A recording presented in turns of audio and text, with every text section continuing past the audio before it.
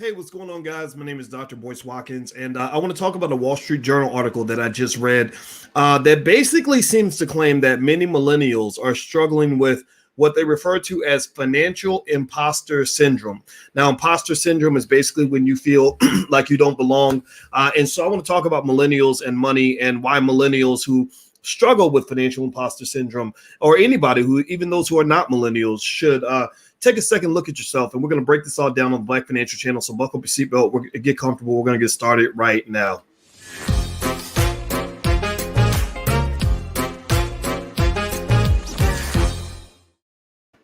Hey, what's going on, guys? My name is Dr. Boyce Watkins. Welcome to the Black Financial Channel. That's theblackfinancialchannel.com. We talk about financial literacy and financial news and information every single day, but we do it from a Black perspective. We put our community first. We solve our problems before we solve anybody else's problems. We believe that the Black community is one of the greatest communities of all time, and we are going to solve the wealth gap by ourselves because we ain't waiting on nobody to solve that problem for us. If you agree that Black people should come first, then put a hashtag B and the number one in the chat. Hashtag B1 is our calling card. Hashtag B and the number one. All right, guys, what's going on? Timothy and Leon and Atlanta Black Wall Street Debt-Free Dad. All right, let's break this down. Some of you are in the millennial category. Some of you are not. Give me a yes or no if you consider yourself to be a millennial. Give me a yes or no.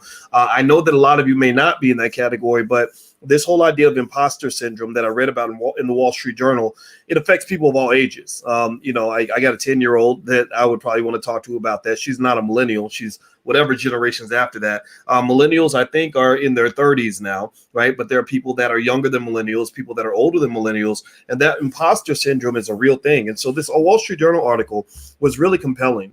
It's titled, "Why So Many Millennials Fall Prey to Imposter Syndrome." It's written by a person named Julia Carpenter. I don't know who Julia is, but she wrote the article and it's done very well. And I thought it hit some profound points. So I'm going to break some of this down for you.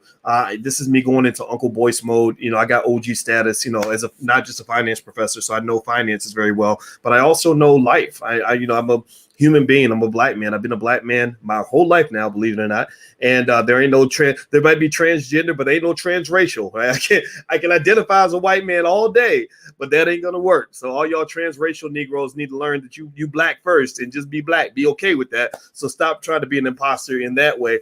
And so why do I say that? Well, I say that because when I think about imposter syndrome, I think about when I was growing up. We had a lot of that, literally, where people really felt that in order to fit into the world, in order to be successful or whatever the case may be, you had to pretty much become a white man in Black skin. Anybody remember those days where and it's still kind of like that for some people, right? You go into spaces, they call it code switching. Anybody remember stuff like that where you felt like you had to code switch, or they would tell you silly little things like, well, if you're Black, you got to work twice as hard to get half as much, right? Anybody remember stuff like that? If you're Black, you got to be twice as good to get half as much, twice as good to be half as much. And I was like, no, if you're twice as good and you're getting half as much, you need to start your own business. you need to own all of that shit, because if you got to be twice as good to get half as much, then that means that you're letting somebody else decide what you're going to get, right? And part of success, I found, is trying to get into a space where no one else is going to decide how much you're going to get. You decide how much you're going to get, right? A tall person does not fit into a building with low ceilings. There's nobody taller than the Black man, nobody taller than the Black woman when we're at our best. We dominate the world when we're at our best. So you're like a tall person trying to fit into a small ceiling. So you shrink yourself down and you try to fit in and you try to not cause too much trouble. You don't want nobody to know you're really Black. So you kind of whisper and you take everything that's great about you and you squash it down into this little box, this little white supremacy box that makes you fit in. So you hopefully get that raise. Yes, boss, I hope I get the raises in the promotion, right? And then one day, I don't know about y'all, but I got to a day where I just said, man, to hell with this. This is stupid. I'm not going to stop shining just so I can make you comfortable. And this ain't just a racial thing. I went through this when I was at Syracuse University, and I was looking, I wanted to teach at an HBCU really bad. I really did. I went to Howard University, and they offered, the offer that they were going to make to me was nothing. And I had to interview the Chinese guy who was running the finance department. I said, why is a Chinese man running the finance department at an HBCU? That doesn't make sense. That ain't right. And, but I did try to impress this little Chinese guy who pretty much seemed to conclude that, that I was a little too out there to fit in, right? When I went to Prairie View A&M, I was told that you have to kind of, you can't really be doing all this other stuff because that's going to cause people to have some jealousy and some issues. So you might want to tone that down. And I said, no. I said, God put me on this earth to shine. I'm going to shine. I'm going to get this. We're going to make this happen. And I'm glad I took that route. It felt a little strange because I didn't have anybody supporting me. I mean, you talk about imposter syndrome. My God, I felt like an imposter every single day, right? You're like, who am I? Who am I to think that I'm doing all this? Like, who do you think you are? You go through that, right? Like, who the hell you think you are? What makes you think that you're special, that you're different? And I don't know what kept me going forward, but I did. And now I know who I think I am, right? Now I know who I was actually going to become. And when you're 25, 26, 30 years old, 35 years old, you don't always know those things. So when I read this article about millennials with imposter syndrome, I said, boys, I know I'm talking about myself in the third person. Alicia says that's a sign of narcissism. So let me take that back. But I did literally say to myself, I'm going to talk about this because maybe some young person will hear this and it will inspire them to shine their light. Now, as we move forward, do me a favor, please hit the thumbs up button, share button, subscribe button. If you have not done that yet, please subscribe to the channel. We'd love to have your support. Also, if you go to the allblackagenda.com, there is actually a $5 a day investing plan you can feel free to take a look at on how to build wealth from literally investing $5 a day. And I want to also mention to you, some of you asked me about people that come into the chat that have my name that will send you personal inbox messages saying, here, sign up for this, sign up for that. Here, let me sell you some Bitcoin. That is not me. That is not me. Those are scam pages. When you become a public figure, people create fake pages and they email people using your name and pretending to be you. So do not fall for any of that. Please don't do that. All right. So with that being said, let me talk a little bit about this. So I was reading the article and so what they're basically saying here, and I'm gonna read some of this to you. She says, that she has thoughts when it comes to money. For example, she says, I don't know what I'm doing when it comes to managing my money. I don't deserve to be earning, spending, or saving as much as I am. I just know I'm going to screw all this up eventually anyway. And she says, these are some of the thoughts that run through my head whenever I open a banking app or check my credit score. Me, a personal finance reporter at the Wall Street Journal. My confidence in my job and my confidence in my own finances are two different things. I'm not alone in feeling insecure about managing my money. And she says that one source of many millennials' insecurity is the scar of the 2008 recession, says Maggie Germano, a financial coach based in Washington, D.C. At that point, millennials were either early in their careers or still in school, so they had little or nothing in the way of reassuring experiences to fall back on. More than a decade and another recession later, many are still hesitant to claim their newfound success. Quote, they always feel things will fall apart financially. I have clients who make really good money, but then worry about losing everything.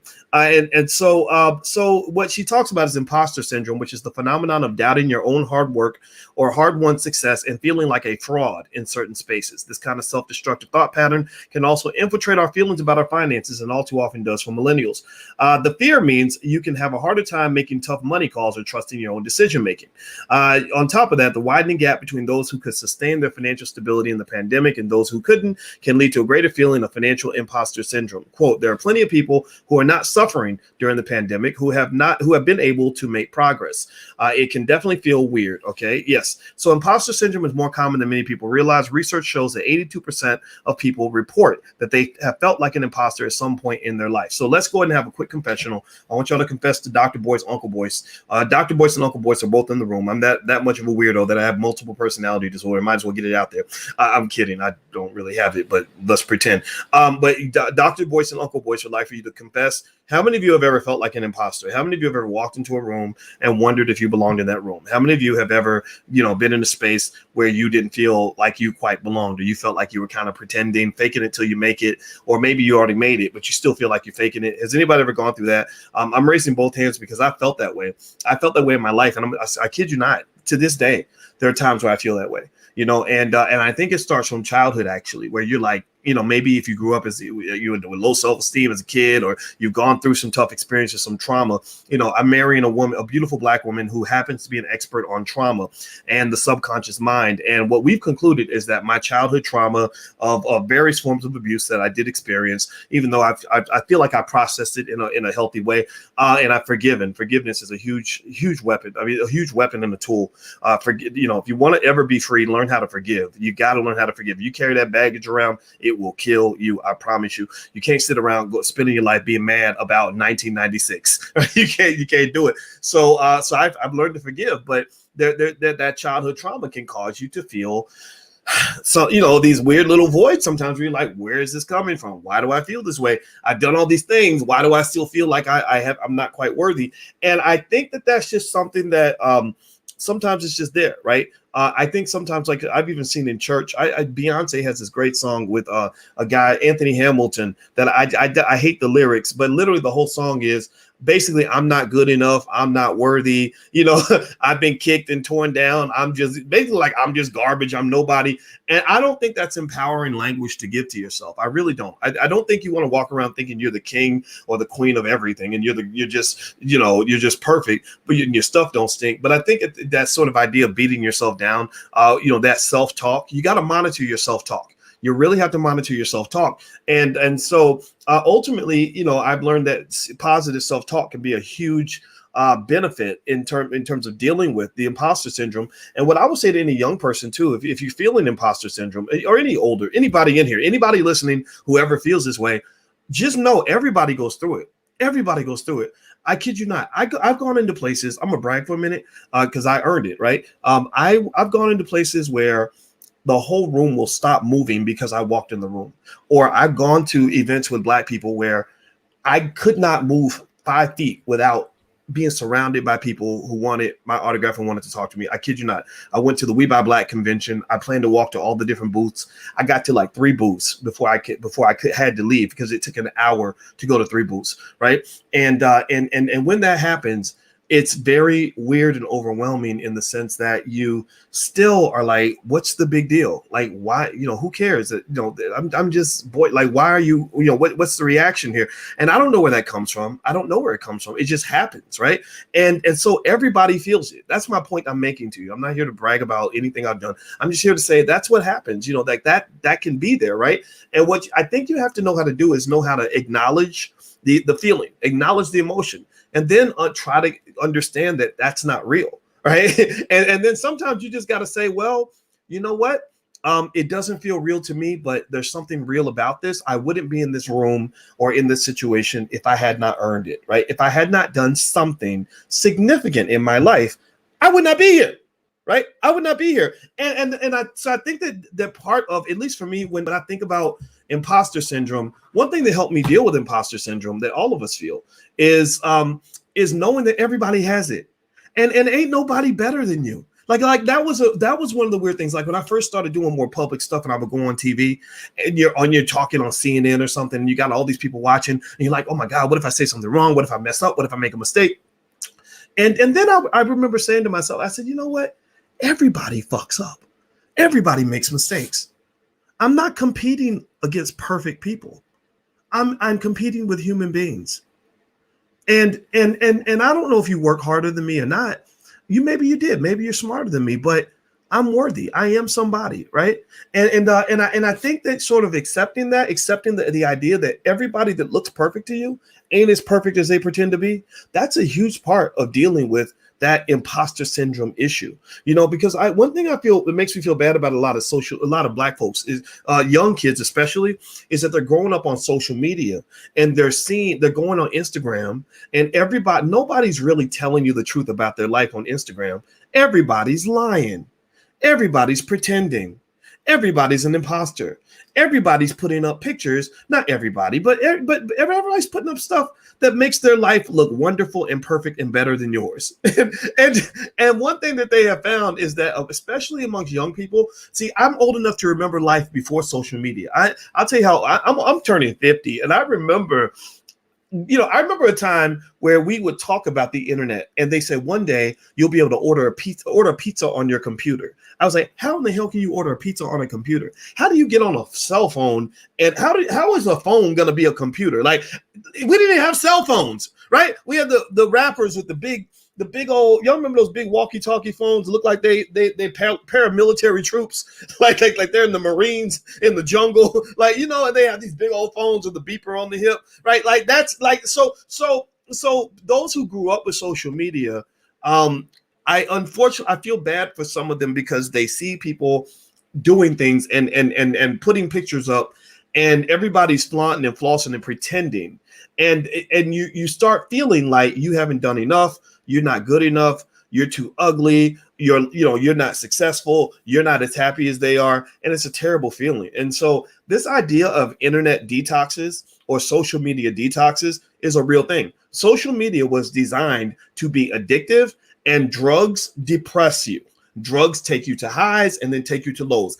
The biggest drug being pushed right now by the corporations is social media. Social media is the new crack cocaine. So you have to make sure that when you are supercharging your life with social media, using it for whatever purpose you have, because it can be good, right? Connects you with relatives, it allows you to do business, all that. You got to take that time to do a detox, right? So when I'm working, I turn off my phones. I don't want beeps and buzzes and all that in my ear. I turn on my phone. I don't check my emails. I don't check my Facebook. I don't check anything when I'm really trying to work. So you have to do that. And also you have to just know most people are not really showing you their real life. They're showing you their alleged best life. Okay. So give me a yes or no in the chat if you understand what I'm saying. Hit the thumbs up button, share, subscribe button if you haven't done it yet.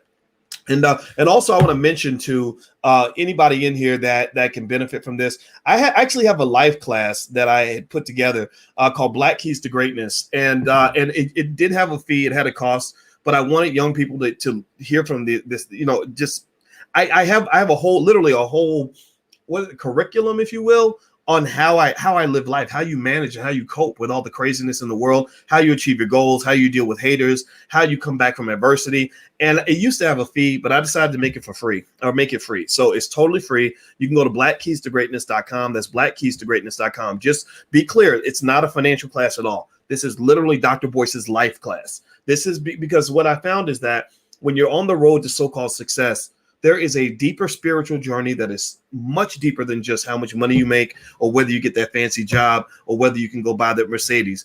If you're not able to find a way to be spiritually whole and comfortable and complete with your existence and who you are, then all that means nothing. You will literally be in a mansion, driving a Benz with a private helicopter, wondering why you are depressed and sad, anxious and suicidal. Okay. So you have to find your healthy coping mechanisms that will allow you to really absorb and internalize the success that you have, right? So success is deeper than just going out and making a bunch of money. So the other thing I would just say to anybody who wants to understand ways to overcome imposter syndrome, the way I overcame it was actually through self-love.